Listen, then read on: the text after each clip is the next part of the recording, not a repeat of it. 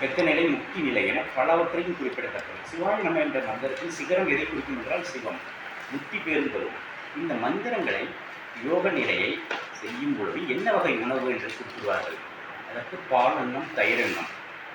அசைவம், மது, மாமிசம் முற்றிலும் மறுக்கப்படுகிறது. சைவ சமய ஆச்சாரியார்கள் கூறுவது, சைவர்கள் விரும்புவது மிக மிக அந்த வெஜிடேரியன் என்று குறிப்பிடுவார்கள்.